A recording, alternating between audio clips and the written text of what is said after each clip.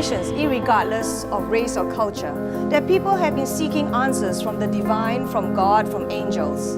So let me ask you, when those trance takes place and people's eyeballs flip backwards and they speak in funny languages and a very weird voice, who or what are we connected to?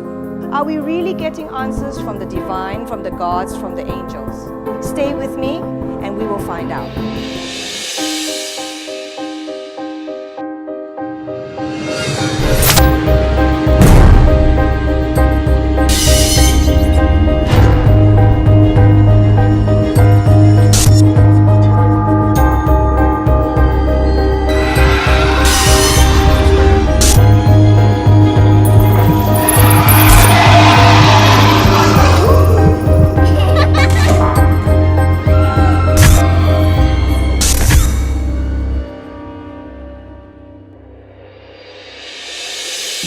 Since ancient times, across race and culture, men have sought the counsel of oracles, trance masters, channels to divine the future, receive messages from God, deities, angels, or for healing purposes. In the past, it was fairly common for the Western kings, emperors, and generals to visit the Oracle of Delphi before heading to war.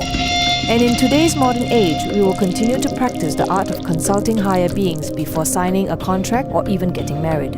In this episode, we will explore who are these oracles channeling. Are they real deities, a divine being, or just our natural intuitive abilities at work? Are we really talking to the gods? First, we are exploring an ancient art of communication with the gods that date back to 1500 years ago in China. My team and I are at Chitekok Temple in Ipoh, Perak, to learn about automatic writing, or fugei, a form of channeling that delivers messages from the heavenly realms through a sandbox. I interviewed a senior member of the temple, Roy, who is also a key holder of this mystical way of talking to the deities. I understand that you are a key holder of this practice. Yes. Can you explain to me what is a key holder? What are you holding? I see. For a key holder, we don't hold anything. We all depend on the sincerity given to our invincible type of wisdom and power. So we don't hold anything. We are just a normal person. Yes. Through practice, we get wisdom and the power from sincerity that we try to serve the public. Can you please actually explain the process to me? Normally, the key holder is the main one, so he receives any messages from the above, as you say. So they will transmit into Chinese or English. You see? So that he'll come up with one word by word or phrases by phrases, then the one will record down. See? So he doesn't know you, don't know what you're going to ask, so the thing will come up quite close to what you are asking, as you say. Then through that, you get the message from the up there. Then we'll transmit this message, then we come to the key holder, then we some sort of like a signal.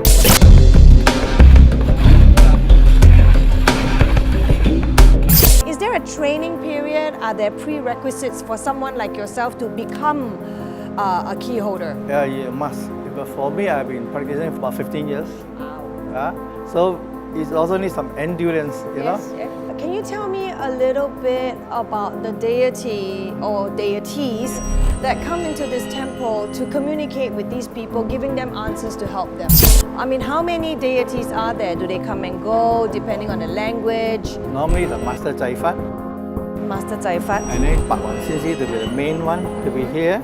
So normally you have all the Guan Dai also got, Goddess of Mercy also coming. And then there are quite a number of it also coming, like Pasin, all this also have also coming. Has it ever occurred something or someone who's not the correct deity takes form and you get very wrathful or angry words, or you know it's just not the one? Definitely cannot, because the whole premises is protected by all the deities already. There won't be any other form of outside element will intrude this place. Right.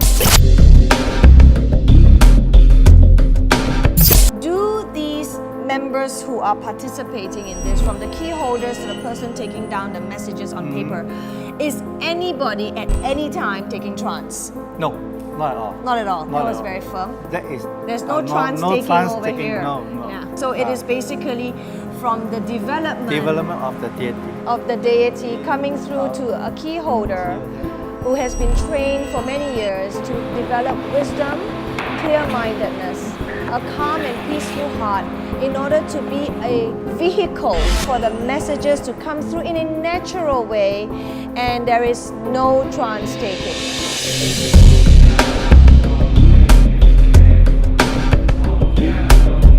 After discovering that the deities deliver messages both in English and Chinese, I was curious if we could conduct a comparative analysis exercise through automatic writing. May I request that we actually have both the languages with a question and something like an exercise, and so that we are able to make like a comparative analysis. Okay. Would that be okay? Do you think that the deity would mind? Deity won't mind. It's only the human will mind. Yes, correct.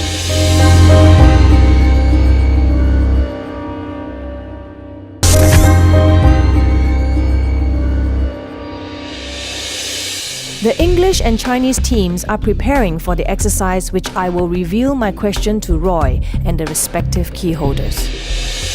I would like to ask a question on relationships. Is there one, I don't know, is there someone to look out for? I don't know. Or is someone going to come look for me? Okay. If they can find me? That means your nhân duyên. I'll ask for you. Okay. Okay, now we move to the English key first. Okay.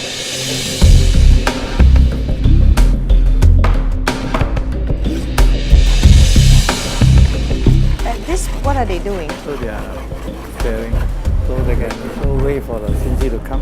Oh. Okay, ask. Question on relationships.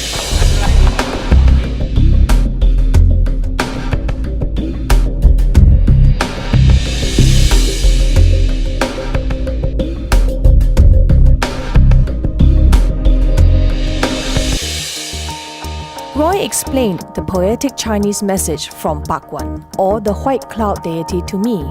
This deity is a highly attained immortal that is part of the Taoist pantheon. The English message, on the other hand, came from Master Caifat, a Buddhist deity who is also known as the beggar god. Although the source and the language of the messages were different, I have to say that the essence that was imparted was similar. I asked a question about relationships. And the answers that we got in the Chinese version was in poetic wisdom. And in the English version, actually did not address personal relationships, but it addressed what really matters to me in life. And it was, of course, much longer. However, there are similarities in terms of I am who I am. At this point in my life, this is all you're going to get. So it doesn't really matter whether it's in English or it is in Chinese. What really struck me was the fact that the advice was really to my heart, coming from a divine, invisible wisdom. Dr. Andrew Newberg seems to suggest that different parts of the brain are activated when one is praying, speaking in tongues, chanting, or is engaged in spiritual activities like the trance in Tibet. But his research shows that the language part of the brain is shut off. Is this proof that when we are involved in a religious and mystic vision, we are truly speaking to someone from heaven, something that bypasses our daily mode of communication? Dr. Newberg's findings in what he calls neurotheology are fascinating, but does it support the fact that the deities and gods are truly speaking through a human being? Next, I will meet with Selvi, a psychic and clairvoyant who can heal, clear energies, remove black magic, spirits, and cleanse spaces. With 15 years of experience and both her grandmother and mother also psychics, we will find out how she connects with the spiritual masters, angels, and the deities. Selvi, can you tell me, from what you understand and your knowledge, what is trance? As far as I can see, I think it is when they allow another energy or force to take over their being. That means they disengage themselves from their consciousness and some other energy comes in and takes control. Yes, and it's sometimes invoked, like when you see beating of drums and you see consuming certain alcoholic beverages, and I think it is invoked and that is when something else takes over, and then it is called a trance.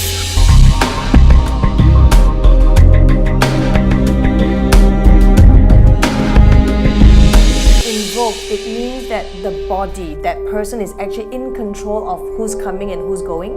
Depends on how discerning the psychic or the whoever the medium is, because I don't know whether they are able to say for sure, yeah, I am channeling this energy, unless actually you can see. I guess one question that most audience will kind of think right now, okay, since you do not take trance, so are you channeling? Are you connecting with your higher beings or the people who are working with you to give you that so-called inner foresight? So how do you answer this to the audience? Actually, I was an active channel. I still am an active channel if I choose to be.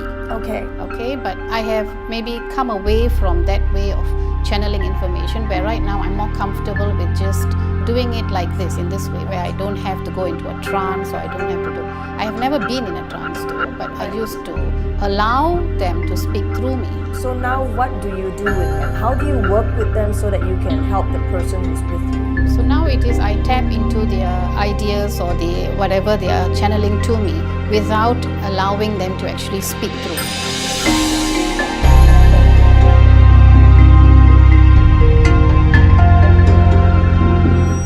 Has it ever happened to you whereby they use you to speak for them and it has been uncomfortable for you, or wrong energies came in? Was there a reason you have taken this stand that you don't need to take trance to work on? No, I don't think that is the case. I am a strong believer in allowing the universe to decide for me what I should do. So they have taken me away from that sort of channeling towards what I'm doing right now. So I'm quite happy with whatever it is that they let me do. But of course, the healing energies have to flow through the person. I am a medium or a channel. I'm happy with that, and I just go with the flow. Basically, that's what I always have been doing. Do you have a guide that helps you with this work that you are able to connect with? I normally I'm open to whoever who comes to help me at that moment. Of course, I have my favorites or the ones that I relate to more than others. But when I'm doing a session, I normally invoke all guides and masters, and also all guides, masters, ancestors of the person who I am dealing with at that point.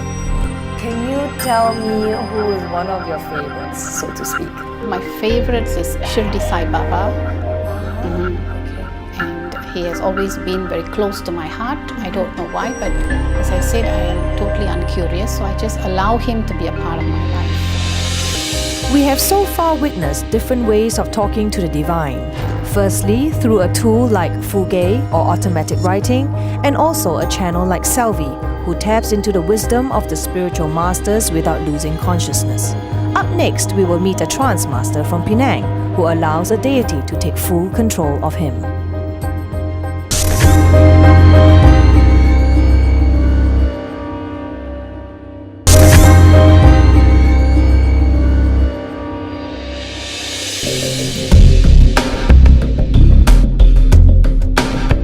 Master Teo is a Taoist Sifu who started his spiritual service about 10 years ago. He learnt the art from his grandfather and takes trance of an ancestral deity called Hao Fu Wong Ye. When you take trance, what happens to your personal consciousness, your mind? Does it shut down? Do you remember anything?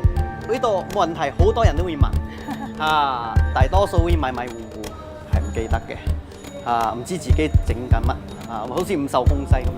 我哋係按個叫做女山佛派啦，女山派啦，因為道教分好多派嘅，有茅山派、六壬派女山派嗰啲，然後個魂魄就係去晒呢度咯。五方嘅將軍就保護住我哋嘅心魂魄。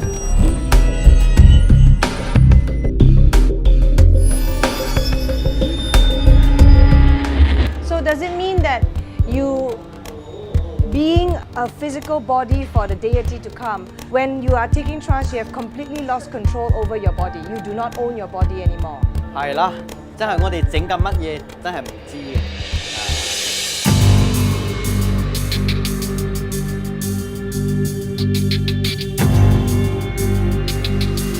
Okay, so now Master Teo is going to get ready for the ancestral deity to come. He's going to start the inviting process, and there will be drums, but I am going to not be in his way.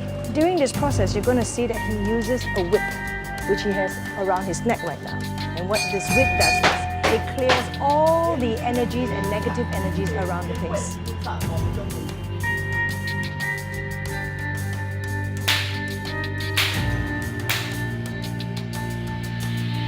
Not just within the temple itself, but he walks around the neighborhood because there's energies everywhere and he needs to clear away all the negative energies. That's what the whipping is all about.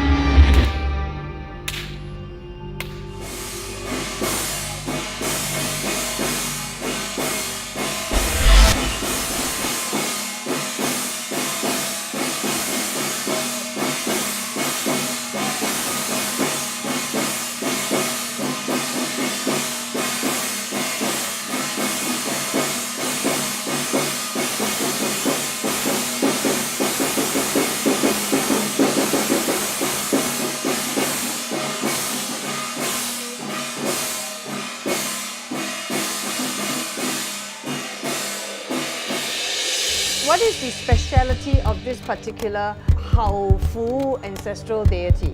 麒麟執政可以聞咯，細路哥嚇親嗰啲壓驚啦、撞邪嘅、降頭、問財都有些少啦。但係我哋嘅後夫王爺係唔鼓勵人哋問財嘅。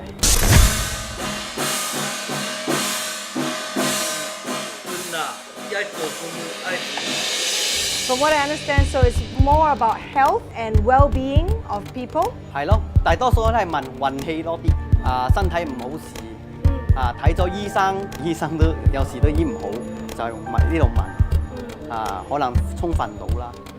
但係醫生醫得好嘅，我哋咧係鼓勵佢去揾醫生啦。I asked the ancestral deity a question regarding my health, especially on the recurring cough that kept me from sleeping at night. 呢啲頭成日咳，就咳咗好耐啫。那呀，真是太好，真是牙紅啦，個渣漂啦。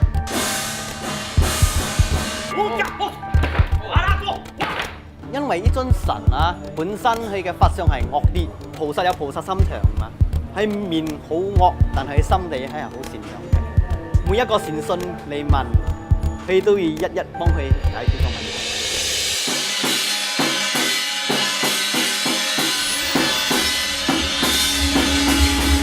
I believe that what you do with your body and to help others with this power of the ancestral deity, your body must be prepared for it. Are you on do you have a special diet? Is there certain practices, rituals you need to do to clean yourself? 以前嘅時候啦，初咁樣開始就要49日嘅齋，比較靜身啲，比較乾淨。One last question. Do you control the deity coming to you or does the deity come anytime? 普通人咧，我哋要請咯，透過佛事要靜咗壇就係請咗神咯。然後嗰啲徒弟就會練咒，練啲神咒，請個神，好尊敬咁請佢下個童身。呢個係普通日子啦，但係日齋嘅9月嘅，會比較唔受控制啲，因為食咗齋可能個身會比較輕，人都比較輕。Sometimes the ancestral deity will issue a paper talisman known as Fu to someone in need. The talisman may be blessed by the deity in an unusual way, possibly to instill extra energy and faith. According to Master Teo, the power from Hao Fu Wang Ye offers him protection when he physically cuts his tongue. From what I have observed throughout this trance ceremony, there was sincerity and respect for the supernatural and a positive intention to help others. Does it really matter whether someone takes trance or does not take trance? What really matters is the messages that the divine spiritual beings are telling you. Master Teo, Trance Master, Selvi, Psychic Healer, and then writings on the sand, this practice called planchette. Does it matter what is the method? Most important is your faith. What do you believe in? What are you looking for? Because if you do not have faith, the divine messages will never resonate with you.